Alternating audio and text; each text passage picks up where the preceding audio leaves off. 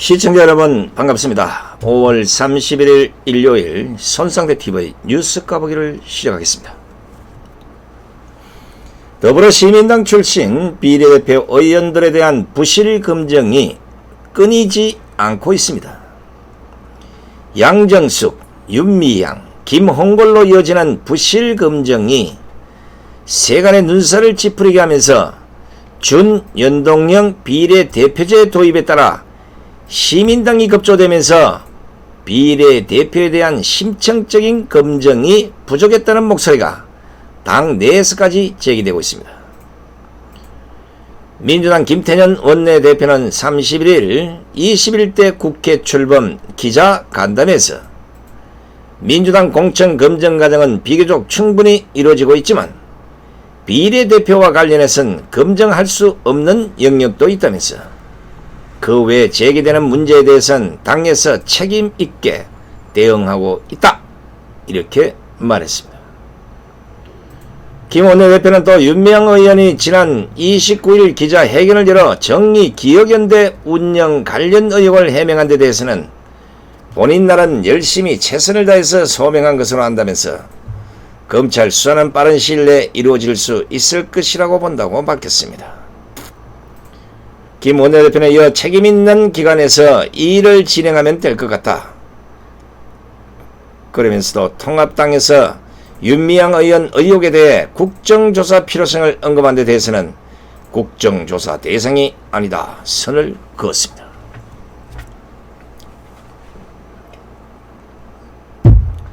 자, 이 뉴스 브리핑 드림이 어떻습니까? 뭔가 좀 답답하면서도 난데없는 미래통합당의 존재나 그 무지가 자꾸만 오바랩이 돼서 제 머리를 뺑글뺑글 돌고 있습니다. 그래서 만약에 이런 추잡스러운 일들이 통합당에서 일어났다면 지금의 통합당은 어떻게 했을까? 또 민주당의 통합당을 향한 공격은 어떻게 했을까? 뭐 이런 생각이 자꾸 듭니다. 이것도 무슨 병이 아닌가 싶은데, 왜냐하면 어떤 사건을 대하는 태도가 통합당과 민주당이 달라도 너무 다르기 때문입니다. 어떻게 보면 지금의 이 정당 꼬라지들이 민주당이 야당 같고 통합당이 여당 같다는 생각, 지금 이 시간까지도 똑같기 때문입니다. 제가 판단하는 데는 이런 일이 통합당에서 일어났다면 여론을 지레 겁먹고 아마 셋 다 제명을 시켰을 것으로 보입니다. 왜냐하면 그동안 선례를 보면 잘 알 수 있지 않습니까? 지난 2월 8일 국회의원회관에서 열렸던 5.18 진상규명 대국민 공청회, 바로 이 자리에서 했던 발언들을 놓고 통합당은 그 당시 이종명 의원을 제명하고 김진태, 김순례 의원에게는 각각 경고, 당원권 3개월 정지 처분을 내린 바 있습니다.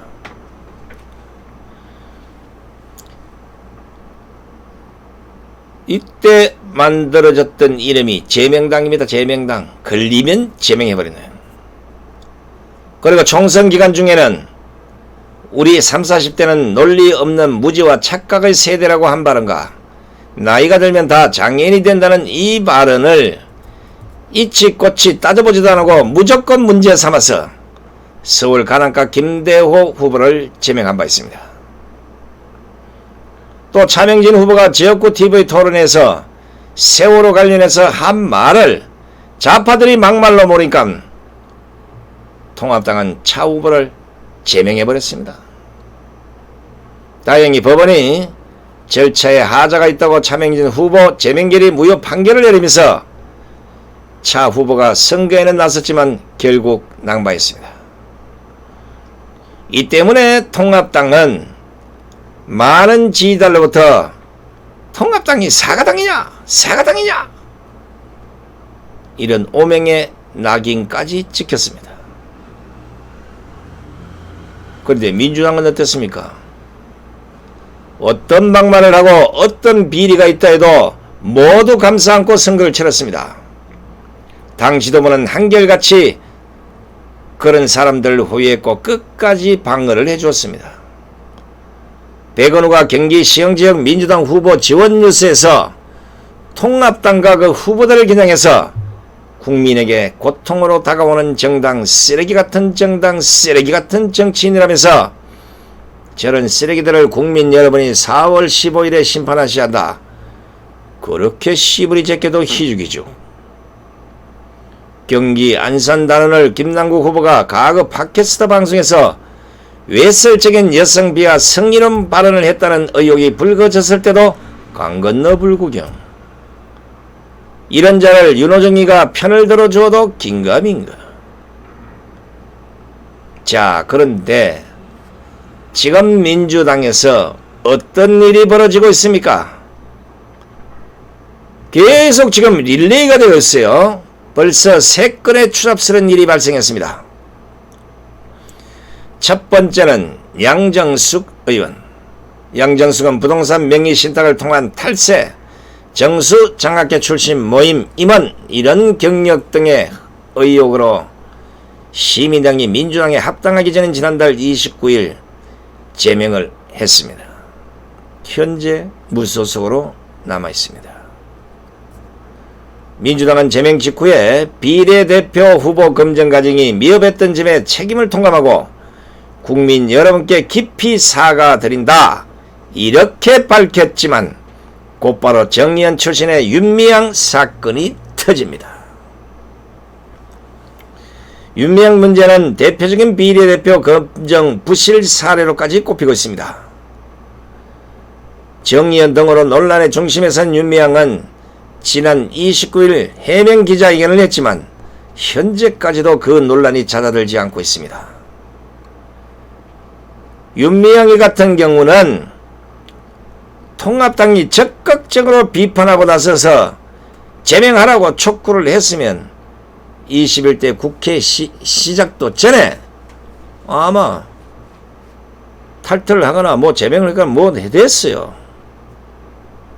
그런데 통합당이 어찌하고 있었습니까? 어물쩡 하다가 결국 윤미향은 배지를 달았습니다. 통합당은 지난 25일에서야 윤미향 TF를 구성해 첫 회의에 돌입했다고 할지 뭐 특별한 행동을 보인 건 별로 없습니다. 위안부 피해자 할머니들 입장에서 제기된 모든 국민적 의혹을 낱낱이 밝히고 필요할 경우 국정조사도 추진한다는 계획입니다. 계획입니다, 그냥. 근데 김태년 민주당 원내정무가 국정조사 할 생각 없다잖아요. 뭐 어떻게 해결하시려고? 통합당 주호영 원내대표는 윤미향에 대해서 검찰 수사가 부족하다면 국정조사와 함께 국민이 나서서라도 국회의원 퇴출운동을 벌여야 한다고 말했습니다. 아니, 국민이 나서서라도 국회의원 퇴출운동을 벌여야 한다. 도대체 이 말이 무슨 말입니까? 통합당이 말하는 국민들은 누굽니까? 아니, 통합당이 나서서 찢고 뽑고 싸우고 피터지게 하든지 그래서 윤미향을 퇴출시켜야지 왜 난데없이 국민들 보고 나서서 윤미향을 퇴출시키라는 것입니까? 언제 통합당이 우파 국민들 생각이나 했습니까? 지난 4년 동안 아스팔트 위에서 그렇게 문재인 퇴진을 외칠 때 당신들은 뭐라고 했습니까? 애국 국민들을 거구로 몰고 그것도 안 돼서 마치 정신 나간 인간들로 또라이 취급을 하지 않았습니까? 그래 놓고 이럴 때는 또 국민을 찾습니까? 이러다가 또 허물허물해지거나 다른 사건 터지면 거기에 묻혀서 결국에는 손혜원 사태처럼 유야 무야 넘어갈 가능성이 상당히 높습니다. 통합당의 병은 21대 국회에서도 못 고칠 겁니다.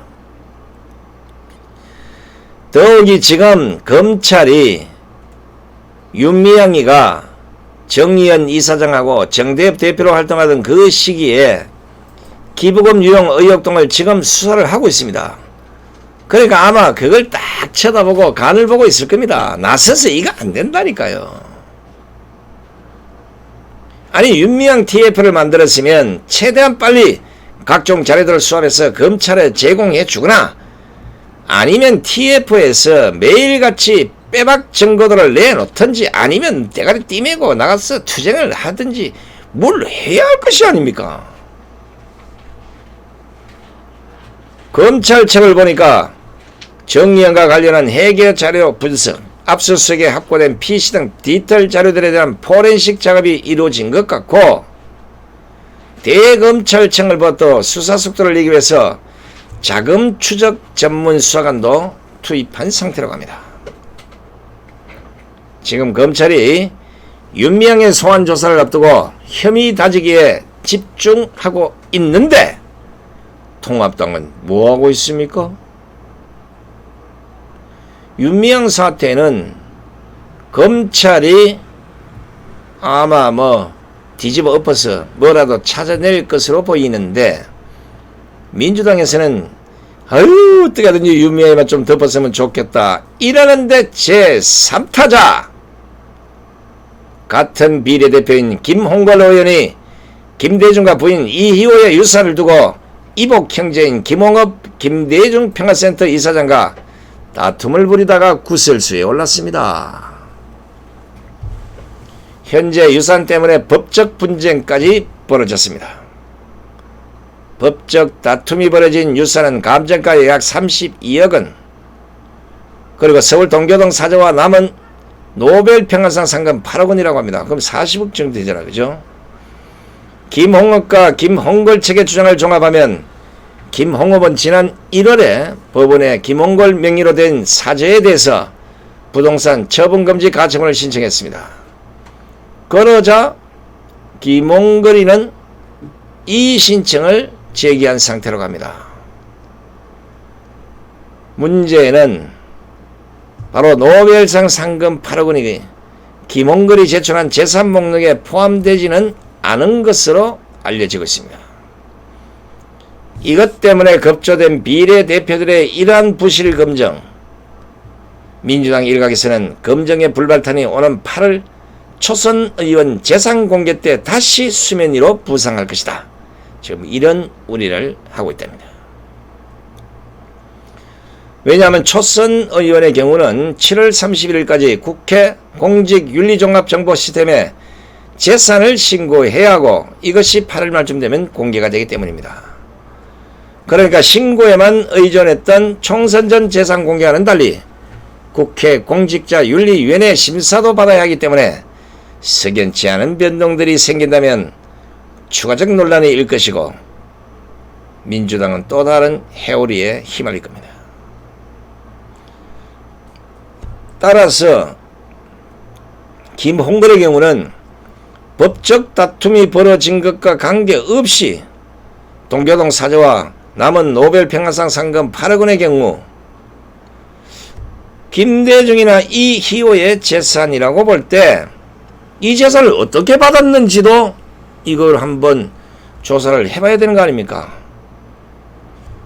우리가 보기에는 부모로부터 그냥 물려받은 것 같은데 그러면 당연히 정려 또는 상속의 문제도 벌어질 수 있다고 보는 겁니다.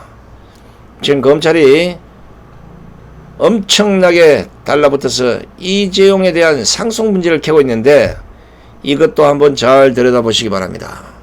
제대로 상속이 된 것인지 아니면 정리가 된 것인지 잘 한번 보시기 바랍니다. 그런데 이 통합당이요 어떻게 됐는지 이 세 건 중에 단 한 사람도 퇴출을 못 시킵니까?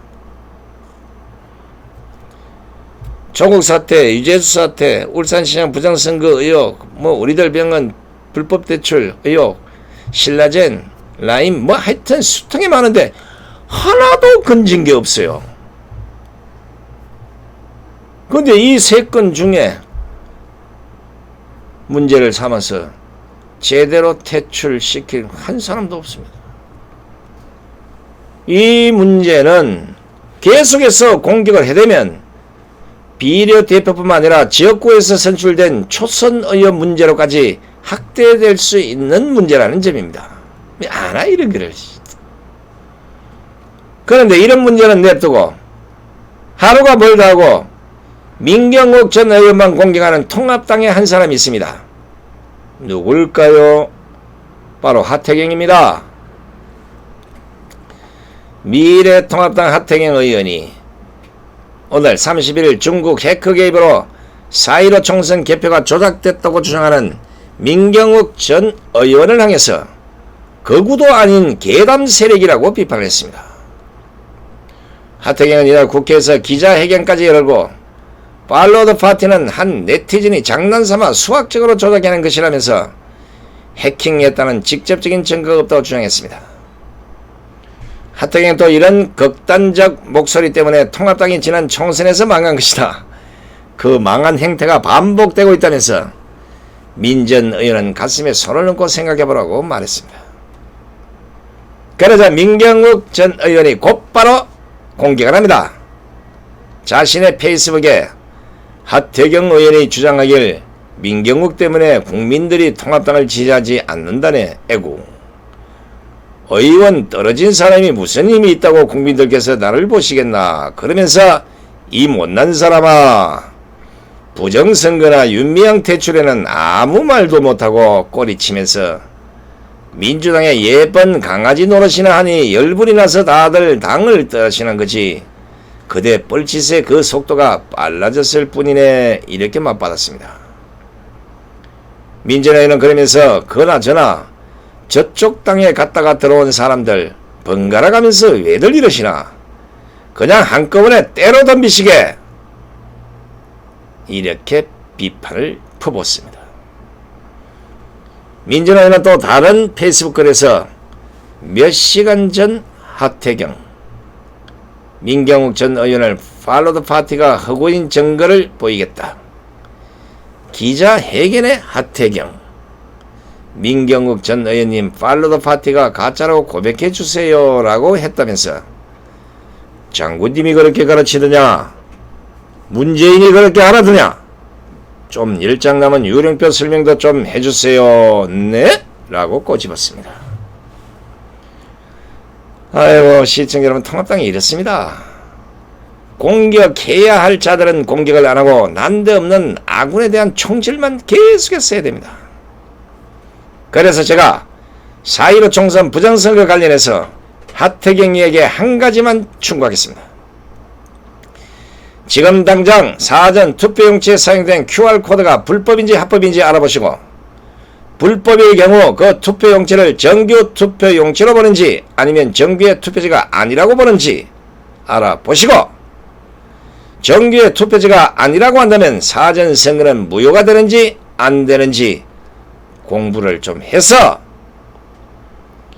자신이 잘못 알았다고 판단되면 당장 기자회견을 열어서 국민 앞에 그 결과를 소상히 밝히고, 그래도 양심이 있다면 민경욱 전 의원에게 정중히 사과하기를 촉구합니다. 끝까지 시청해주신 시청자 여러분 대단히 고맙습니다. 저는 내일 오전 11시 오전 방송에 여러분 다시 뵙겠습니다. 안녕히 계십시오.